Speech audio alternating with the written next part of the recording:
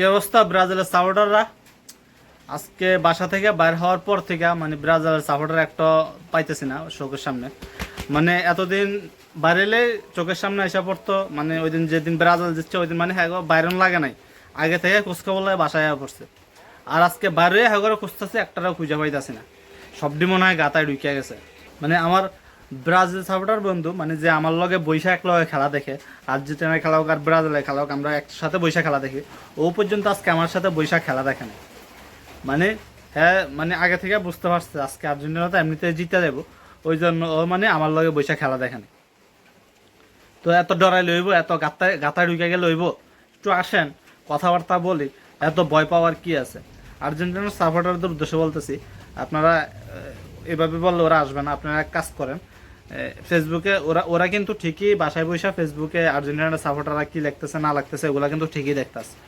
দেখা দেখা মানে ওরা এখন মানে যদি বাইরে যদি কিছু বলে ওই জন্য বাড়িতেছে না। আপনারা এক কাজ করেন, ফেসবুকের মধ্যে স্ট্যাটাস দেন যে ব্রাজিলের সাপোর্টার যারা গাতার মধ্যে ঢুকছ আপনারা বাইরে আসেন, আপনাদেরকে আমরা কিছু বলবো না, আপনারা টেনশন মুক্ত থাকতে পারেন, এরকম লেখা একটা পোস্ট দেন, দেখবেন সবটি হুর হুর হুর হুর করে বাইরে গেছে। নাইলে হেরা আজকে সারাদিনও বাসাতে পারিত না, গাদা থেকে বাড়িত না। কারণ ওরা গেসএমএসের মতো কোনো ইস্যু খুঁজে পায় নাই।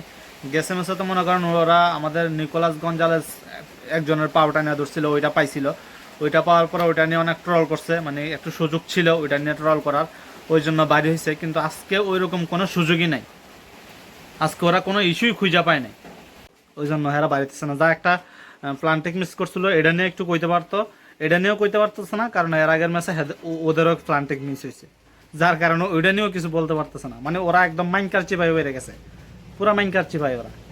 তো এটা থেকে আপনারাই ওনাদেরকে রক্ষা করতে পারেন।